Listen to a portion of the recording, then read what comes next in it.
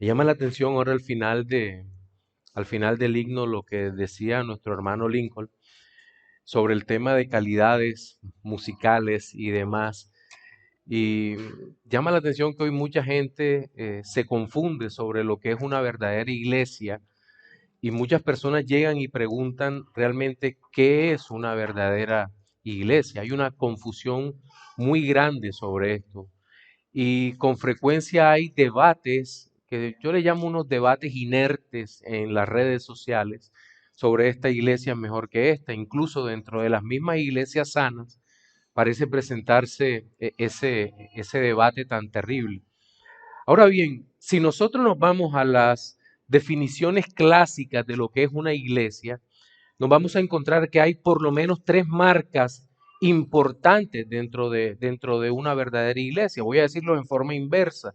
Es decir, la disciplina de la iglesia, la correcta administración de los sacramentos y la predicación de la palabra de Dios, la cual sería primero. Por eso en la Reforma se puso este púlpito de madera en el centro y se quitó el altar donde supuestamente se volvía a sacrificar a Cristo cada vez que se hacía la misa, pero ahora se puso esto, en este púlpito está la Biblia y la predicación es lo principal dentro de una iglesia y es la marca por excelencia de lo que es una verdadera iglesia cristiana. Ahora, la predicación, cuando pensamos en predicación, yo creo que la forma correcta y como lo hicieron los reformadores magistrales y aquellos que vinieron posterior a ellos, fue una predicación de tipo expositiva, sistemática en cada libro de la Biblia. Hay muchos volúmenes, tratados, comentarios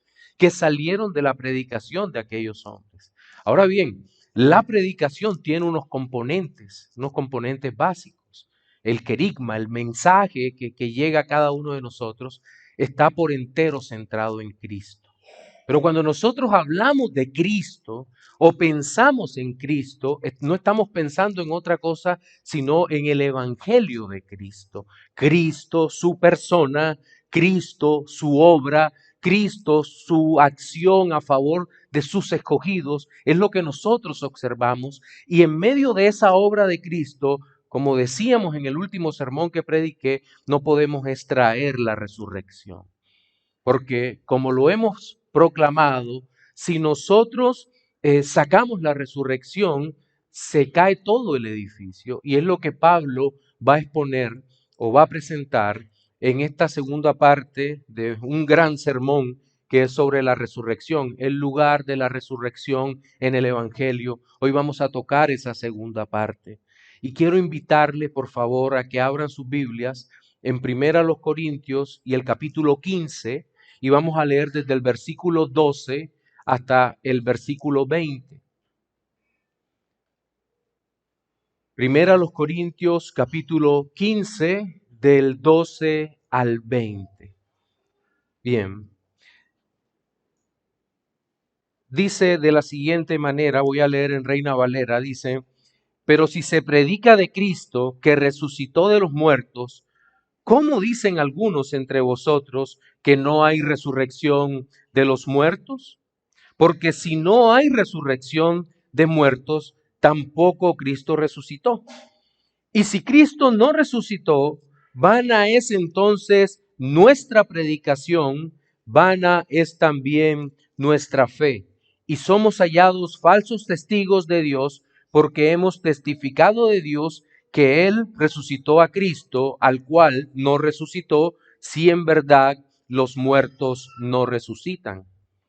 Porque si los muertos no resucitan, tampoco Cristo resucitó.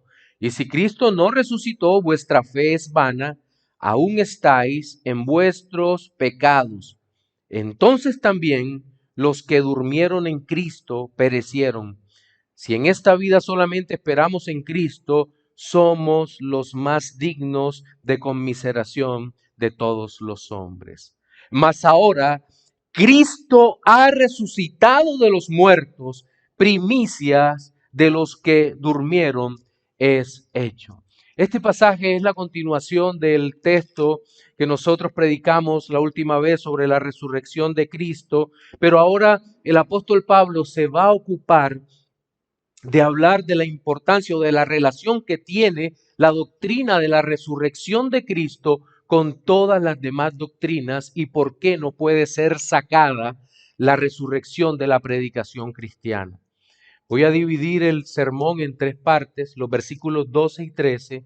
Vamos a abordar o seguir abordando el tema de la proclamación de la resurrección en el Evangelio, pero luego vamos a ver a partir del versículo 14 y hasta el 19, que va a ser la sección más extensa, en donde vamos a ver el peligro de no tener en cuenta la resurrección, para finalmente vamos a observar cómo de manera gloriosa se declara o es declarado por el apóstol que Cristo resucitó, y eso tiene un impacto glorioso en nuestras vidas como cristianos. Bien, iniciemos entonces por esa primera parte. Los versículos 2 y 13, Pablo viene hablando, viene proclamando el tema de la resurrección de Cristo, pero ahora habla de cómo predica esto. Dice, pero si se predica de Cristo que resucitó de los muertos, ¿qué es lo que se predica de Cristo?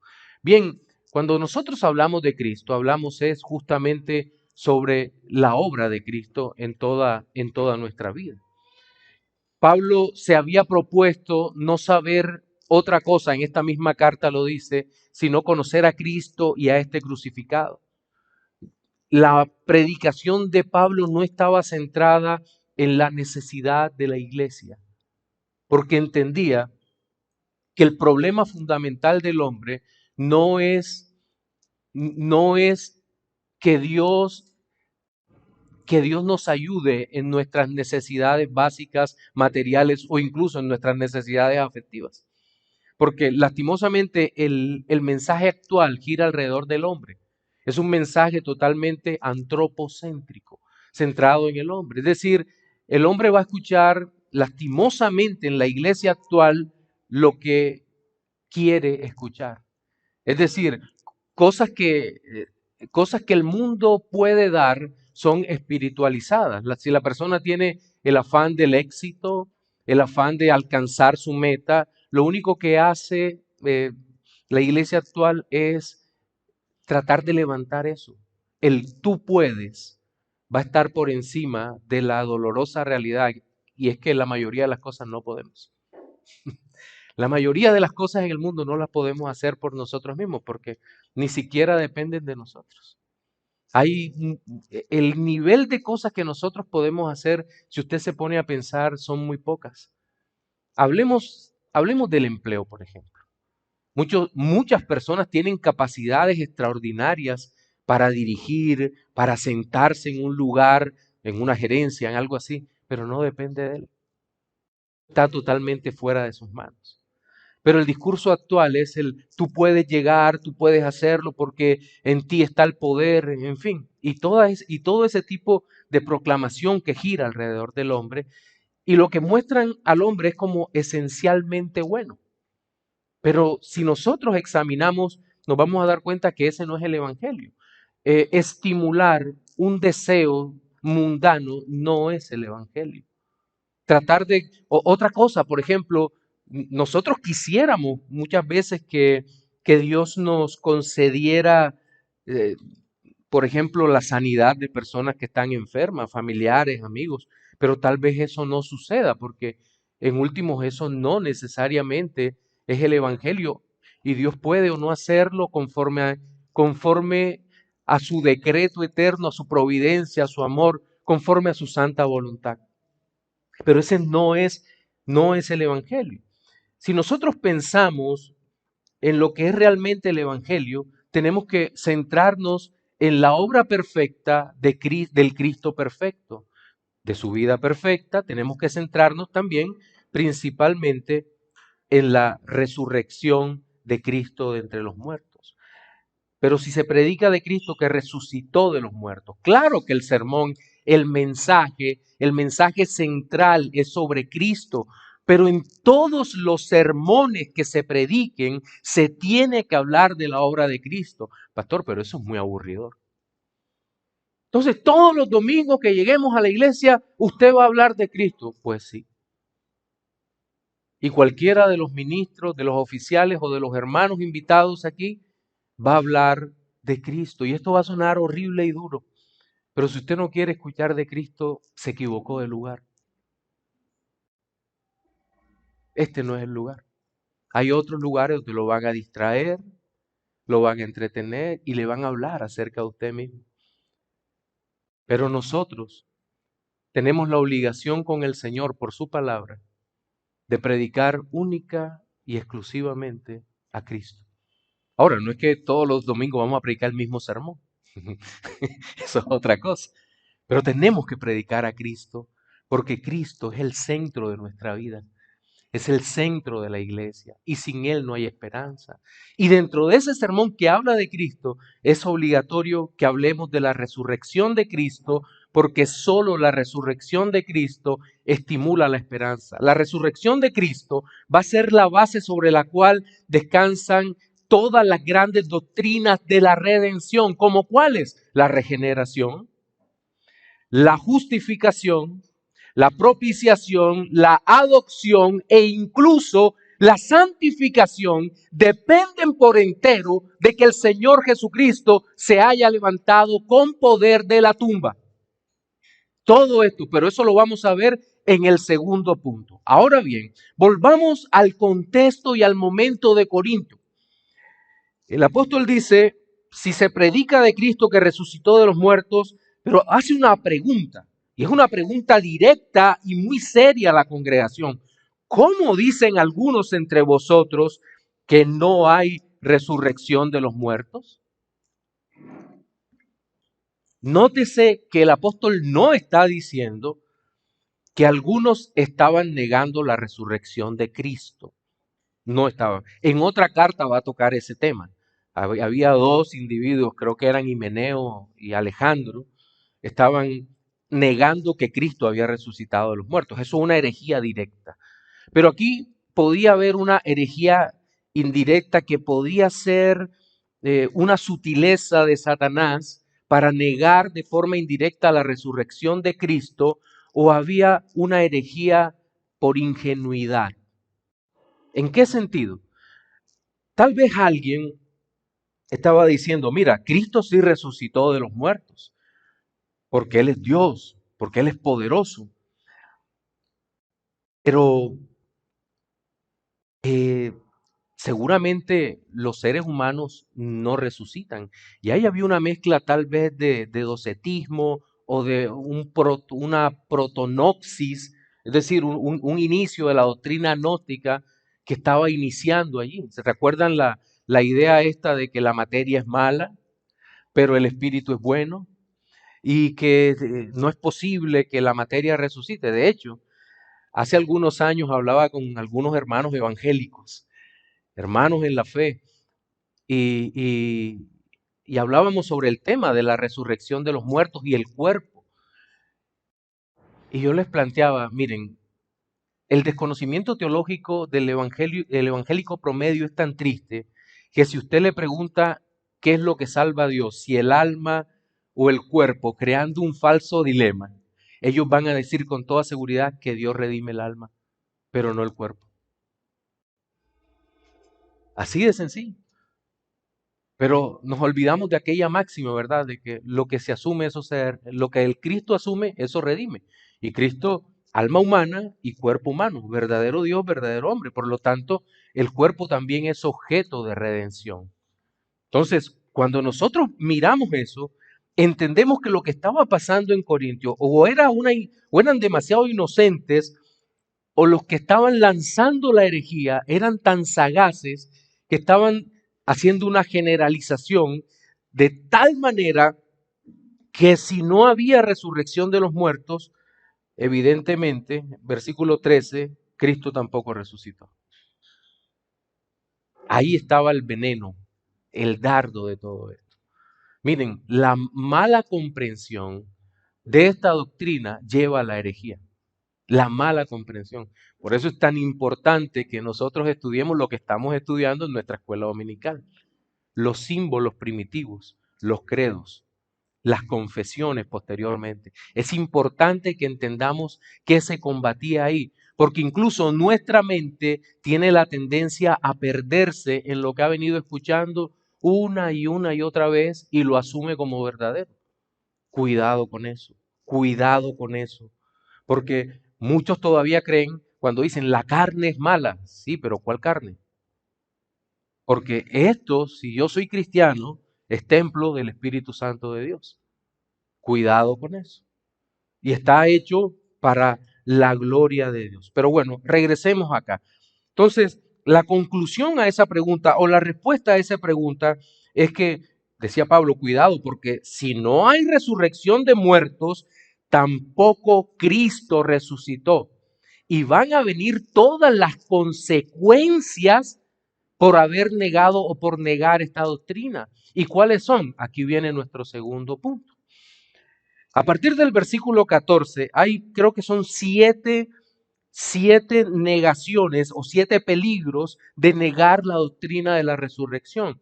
Dice, si Cristo no resucitó, en primer lugar, vana es entonces nuestra predicación. Esa va a ser la primera.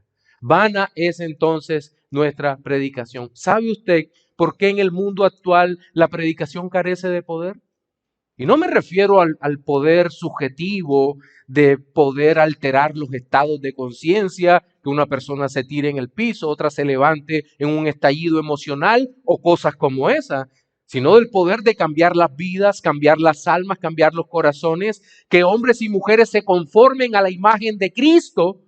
Ese es el verdadero poder de la predicación. ¿Y por qué no vemos ese poder de la predicación? ¿Por qué no vemos una sociedad transformada, una sociedad cambiada, una sociedad que vuelva los ojos al Mesías, al Redentor? Porque la predicación no habla del Mesías.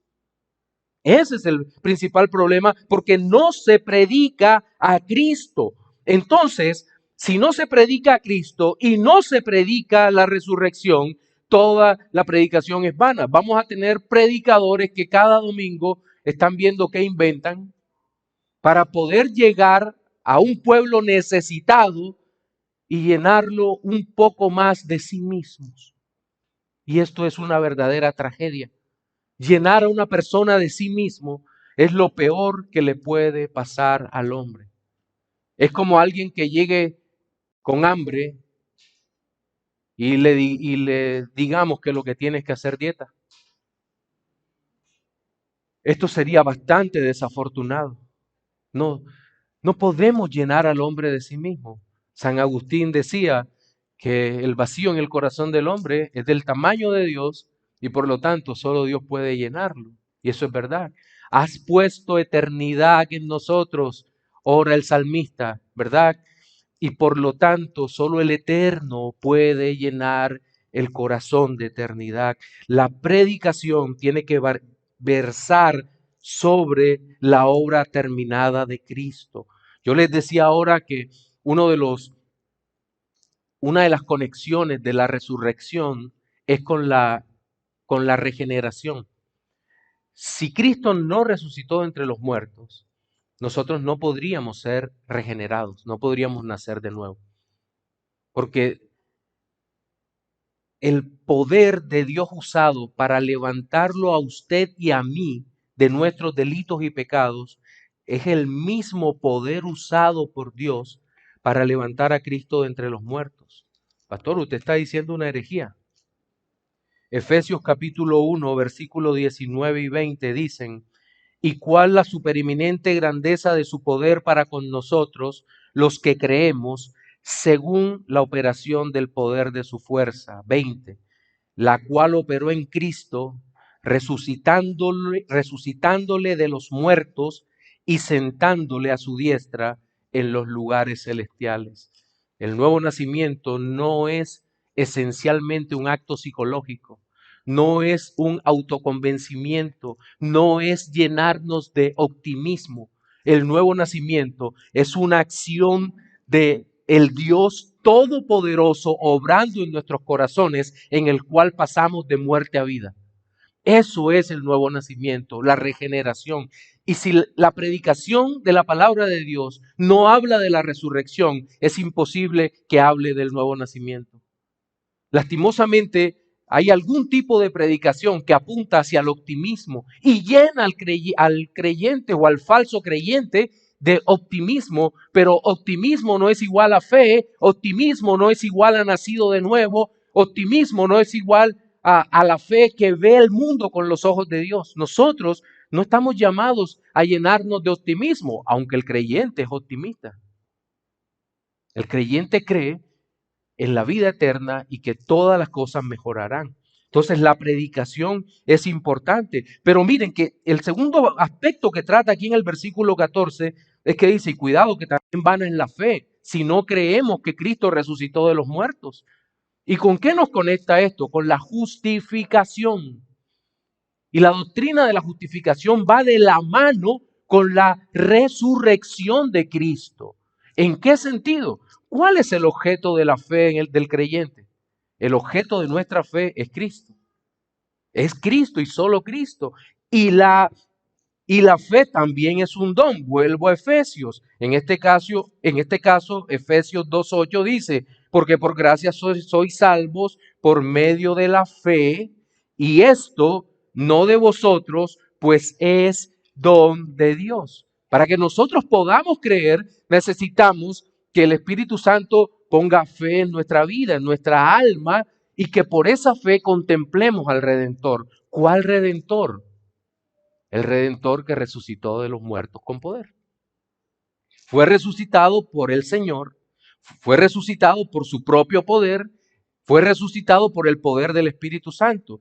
Y en el texto que leímos de Efesios 1, 19, 20, nosotros entendemos que el Padre le sentó a la diestra, y esto no es una figura metafórica, sino una realidad.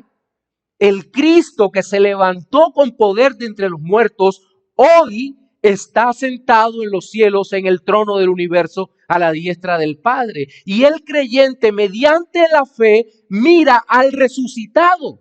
De tal manera que si nosotros no creemos en la resurrección de Cristo de manera literal, entonces no hemos sido justificados por la fe. ¿Creemos en Cristo como lo describe la Escritura o no somos creyentes? La teología liberal, la teología contemporánea, seguramente hombres como Schleiermacher, Bauer, Rauschenbusch, Reichel y todos estos hombres, cuando escribieron sus filosofías, porque decir teologías es demasiado pretencioso, cuando escribieron todos coincidieron en que Cristo no había resucitado de los muertos. Dijeron, no. Nosotros creemos en Cristo, sí, pero en el Cristo que vivió una vida perfecta, enseñó como el mejor maestro y murió en la cruz. Pero no somos capaces de creer la posibilidad de que Cristo se haya levantado con poder de entre los muertos. Y ante eso nosotros respondemos, entonces ustedes no creen en el Cristo de la Biblia. Porque si no creemos en la resurrección, vana es nuestra fe. Es decir, no hemos sido justificados, tampoco hemos nacido de nuevo. Pero continúa el apóstol Pablo ya en el versículo 15 y dice, y esta sería el tercer peligro, y somos hallados falsos testigos de Dios. Es una declaración muy fuerte. En Hechos capítulo 1, nosotros encontramos en palabras de nuestro mismo Señor y Salvador Jesucristo, que hablando con los apóstoles antes de su ascensión, les dice, versículo 1, 8, pero recibiréis poder cuando haya venido sobre vosotros el Espíritu Santo y me seréis testigos. En Jerusalén, en toda Judea, en Samaria y hasta lo último de la tierra. La palabra en griego para testigos es martiria. Y aquí lo que está diciendo el apóstol Pablo es que si nosotros confesamos que Cristo resucitó de los muertos, pero en realidad no lo hizo, entonces somos hallados falsos testigos de lo que Dios ha mandado hacer. ¿Por qué? Porque estamos diciendo que Cristo resucitó de los muertos, pero Cristo no resucitó de los muertos. Eso es una cosa gravísima, porque seríamos falsos. Pero también me llama la atención, y voy a hacer un paréntesis extenso, en esta parte, me llama la atención de que el lugar del testimonio en la predicación y en la fe cristiana. Porque testimonio desde la perspectiva cristiana, tanto de las palabras de nuestro Señor Jesucristo en Hechos 1:8, como aquí, en donde uno de sus apóstoles testifica de las palabras de Cristo, encontramos que el testimonio no es sobre nosotros. No, el testimonio verdadero no trata sobre nosotros, sino que el testimonio trata sobre Cristo. Seguramente hemos escuchado más de una vez y hemos perdido muchas horas de nuestra vida escuchando que alguien llegó, se paró en el púlpito, lloró y contaba anécdotas sobre su vida y yo era esto y se regodeaba en su maldad. Y faltando 3 segundos para terminar su participación, dijo, pero Cristo me salvó. Pero todo el tiempo lo mal utilizó para hablar de él mismo. Ahí encontramos sus inclinaciones, sus deseos, su propia maldad, etcétera, etcétera, etcétera. Pero no encontramos a Cristo. El testimonio que Cristo ordenó dar a sus apóstoles y por extensión a todos nosotros es testificar de Él, de Cristo, de su gloria, de quién es Cristo, de su resurrección. Es el testimonio de su resurrección. Cierro el paréntesis. Ahora, si nosotros no testificamos de Cristo y de su resurrección, somos falsos testigos porque hemos dado un falso testimonio de Dios que Él resucitó a Cristo, al cual no resucitó, y nuevamente recalca, si en verdad los muertos no resucitan. En el versículo 16 vamos a encontrar casi una duplicación de lo que dice el versículo 13 para darle firmeza y fundamento a lo que viene diciendo en las ideas anteriores. Porque si los muertos no resucitan, tampoco Cristo resucitó. Compárese con el versículo 13, porque si no hay resurrección de muertos, tampoco Cristo resucitó. Pablo está diciendo,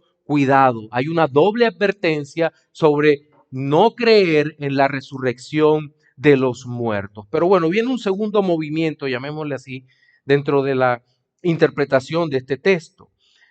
Viene un vinculante. Y si Cristo no resucitó, nuevamente, vuestra fe es vana, es decir, vaciada de contenido, pero dice, aún estáis en vuestros pecados. ¿Sabe qué? Lo que está diciendo es que si no creemos en la resurrección de Cristo, si Cristo no se levantó verdaderamente y en forma física de entre los muertos, entonces nosotros no hemos sido perdonados. Doctrina del perdón de pecados. Doctrina del perdón de pecados. Doctrina esencial. Para que nosotros seamos perdonados, es necesario que Cristo se haya levantado con poder de entre los muertos. Aquí no vale aquella gastada o frases gastadas que escuchábamos en el catolicismo romano, tales como, Él murió, pero vive en nuestros corazones. No, la resurrección es una realidad objetiva. Sí, tiene un aspecto subjetivo, pero el aspecto subjetivo se basa por entero en la realidad de la resurrección de nuestro Señor Jesucristo. No es una vivencia, no es un recuerdo como el que tenemos de las personas amadas que se fueron. No se trata de eso, sino que Cristo realmente con poder se levantó de entre los muertos. Y ese fue el sello de su obra redentora, en el cual entendemos que el Padre aceptó el sacrificio del Hijo, que su sangre es suficiente y que nosotros hemos sido perdonados. ¿Solo por qué? Por la obra completa de Cristo. La obra expiatoria. Recuerde, Cristo murió en nuestro lugar. Cristo es la ofrenda por nuestro pecado. Cristo es el Cordero de Dios que quita el pecado del mundo. Y solo por eso, porque Él, después de ser sepultado, se levantó con poder de entre los muertos, nuestros pecados han sido perdonados. Y por eso tenemos vida eterna. El principal problema nuestro ha sido solucionado por Cristo. La comunión con el Padre. la comunión con el Dios Todopoderoso. Y cuán importante es que entendamos esto. Qué triste sería que una iglesia permaneciera ignorante de la verdad más grande que hay en el universo, que Cristo murió, pero resucitó con poder de entre los muertos. No, qué tristeza que Satanás esconda a los ojos de la iglesia esta realidad, aun cuando se puede leer el texto. Aun cuando se puede leer el texto. Qué triste. Qué triste cuando nosotros leemos declaraciones tan hábilmente formuladas para confundir. Recientemente he leído una frase que dice, la muerte de Cristo es la prueba que era humano. La resurrección es la prueba de que era divino. ¿Eso es cierto? O sea que un hombre no resucita.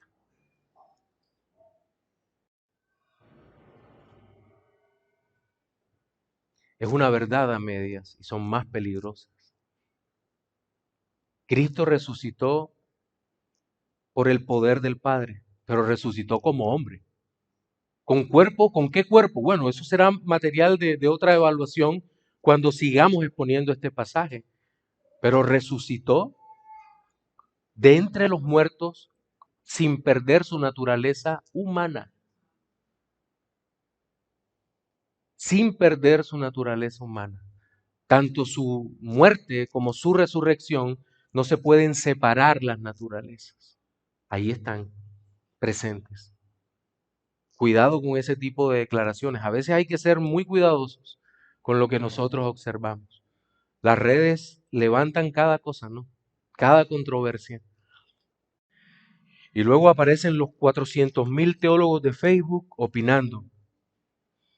Pero bueno, entonces, y si Cristo no resucitó, dice, vuestra fe es vana, aún estáis en vuestros pecados. Claro, si Cristo no resucitó y la fe del creyente se levanta a los cielos, no va a encontrar a nadie en los cielos, porque el cielo, ese trono, estaría vacío. Porque Cristo, si no resucitó, tampoco ascendió. Y si no ascendió, no reina sobre todas las cosas. Por lo tanto, la fe no sería más que vulgar credulidad. Pero Cristo resucitó y nuestra fe no es una fe que pase de largo en el vacío, sino que encuentra a una persona, a la persona de Cristo en los cielos. Y cuando encuentra allí, nuestra oración tiene una respuesta. Y esa respuesta la da el Dios Todopoderoso cuando a través de su Espíritu y por su palabra responde en medio de nuestra desesperación cuando entendemos la profundidad de nuestros pecados y maldad. Pero no se queda el relato ahí, sino que hay otra situación que describe el texto. En el versículo 18 dice, entonces también los que durmieron en Cristo perecieron. Y era una pregunta recurrente en todas las iglesias. Si usted recuerda la primera carta a los tesalonicenses, cuando Pablo habla sobre la segunda venida de Cristo y también en la segunda carta a los tesalonicenses, dice el apóstol, voy a parafrasearlo, no quiero que ignoréis sobre los que durmieron, como aquellos que no tienen esperanza. Entonces, Pablo claramente tiene en mente que todo aquel que vive para Cristo tiene esperanza. Pero si Cristo no hubiera resucitado de los muertos, no habría esperanza para los que durmieron, para los que murieron. Dice, entonces también los que durmieron en Cristo perecieron. ¿En qué perecieron? En sus delitos y pecados, porque no han sido perdonados, porque no tienen un vínculo real y verdadero con el Padre, porque sus vidas no fueron santificadas y porque no tienen la esperanza de la vida eterna, sino que hasta allí llegó. Y sería realmente terrible para una persona encontrarse con esta realidad de que no hay vida eterna. Y si no hay vida eterna, porque la vida eterna es Cristo, entonces, si no lo pensamos bien, la vida no tendría sentido. No tendría ningún sentido vivir en este mundo. ¿Para qué viviríamos acá? ¿Para hacer qué? ¿Qué es lo que le da sentido a nuestra vida? Preguntémonos por un momento. ¿Qué el mucho trabajo, el mucho estudio, los títulos, una bonita familia? ¿Eso le da sentido a nuestra vida? Creo que no. ¿Verdad que no? Porque el hombre no fue hecho para llenarse con estas cosas. Por eso siempre está buscando más. Sí, yo seré feliz cuando tenga una bella familia y después que la tienes, ¿qué? ¿La vas a idolatrar? ¿Te llenará tu familia? ¿Qué va a pasar cuando tus hijos te decepcionen? Que lo hacen con frecuencia. ¿Qué va a pasar cuando tus padres te decepcionen? Que lo hacen con frecuencia. ¿Qué va a pasar con esto? ¿Qué va a ocurrir? ¿Se te acabó el mundo? No, para el creyente no. El creyente va a seguir adelante porque toda su esperanza, toda su fe, la persona que lo llena, que lo ama, es Cristo. Sí, seguramente eh, el apóstol va a llamar al orden a estos creyentes, a decirles, miren, los que durmieron sí tienen esperanza. Los que durmieron en Cristo. Y creo que también hay otra esperanza adicional. ¿Cuál? Que un día vamos a volver a ver a aquellos que partieron en Cristo antes que nosotros. Y eso es una esperanza enorme, enorme. No porque sean más que Cristo, no. Porque la máxima esperanza del creyente es ver a Cristo, como cuando cantamos ese himno tan glorioso que dice, ver su rostro, ¿qué será? Ver a Cristo es lo que anhelamos, es el deseo de nuestra alma, el deseo de nuestra vida. Pero hay otro aspecto que el apóstol toca aquí, versículo 19. Dice, si en esta vida solo esperamos en Cristo, y Cristo nos resucitó, pues, somos los más dignos de conmiseración de todos los hombres. Viene hasta nuestra mente, ¿verdad? El comamos y bebamos que mañana moriremos. ¿A qué renuncia el cristiano en este mundo? El cristiano renuncia al mundo. Ese es el tema. El cristiano no renuncia a algunas cosas del mundo. Por favor, no me malinterprete. No estoy hablando de aquellos excesos, aquellas cosas que trajo el pietismo, por ejemplo, de solo compro, bueno, y conozco gente muy piadosa que lo hace, solo compro ropa usada para no dar mal testimonio, no me compro un buen auto para no dar mal testimonio. No se trata de esas cosas, no, eso es conciencia de cada quien. No, pero renuncia al mundo y sus deseos, a los placeres. En aquella época, recuerden que en Hechos capítulo 17, Pablo llega a Atenas y en Atenas discute con unos epicúreos que eran dados a todo tipo de placeres. Algunos eran más centrados, ¿verdad? Pero solamente los placeres que eran virtuosos, decían algunos. Pero algunos epicúreos le daban rienda suelta a sus propios placeres y se entregaban de todas formas de placeres y de vanidades. Pero también estaban otro tipo de personas que se entregaban a sí mismos, a sus propias vidas, a cuidarse más de lo que se deberían cuidar. Pero el creyente, ¿qué tendría que hacer el creyente en un mundo como este? Lo mismo que hace en un mundo como el de hoy. Entregarse a Cristo de todo corazón. Si Cristo lo ha alcanzado, si Cristo por su gloriosa obra envió su espíritu sobre él y lo tomó y lo rescató y lo perdonó, pues tiene que vivir para Cristo. Pero si Cristo no resucitó de los muertos, dicen algunos, hemos perdido el tiempo. ¿Por qué? Porque no habría distinción entre el bien y el mal. No habría distinción entre lo bueno y lo malo. ¿Por qué? Porque Cristo murió en nuestro lugar para que fuésemos perdonados de los pecados. ¿De cuáles pecados? Pues los pecados que dice la ley. Y de la condición espiritual caída que heredamos de Adán. De tal manera que estamos hablando tanto de la condición como del pecado personal. Ahora bien, ¿valdría la pena tanto sacrificio si esto no fuera real? No, es que nada valdría la pena. El mundo no tendría sentido de ninguna manera. Y sería el hombre en búsqueda de significado, el hombre en búsqueda de sentido. Miren, en la mayor parte de los comentarios, esta sección se cierra aquí.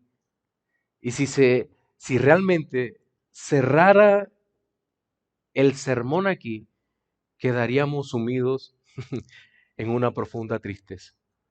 Pero tomé prestado de la siguiente sección el versículo que sigue. Y creo que aquí es una declaración que en un sermón debe hacerse con toda la fuerza que esta declaración lleva. Mas ahora Cristo ha resucitado de los muertos, primicia de los que durmieron es hecho.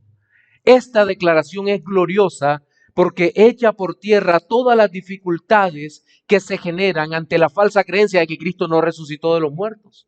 Cristo ha resucitado de los muertos y qué hermoso la forma como los presenta. Ha resucitado, está en tiempo presente, es decir, es algo que ocurrió y que jamás se podrá negar.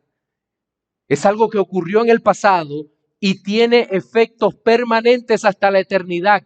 Cristo ha resucitado de entre los muertos. Esta es la realidad.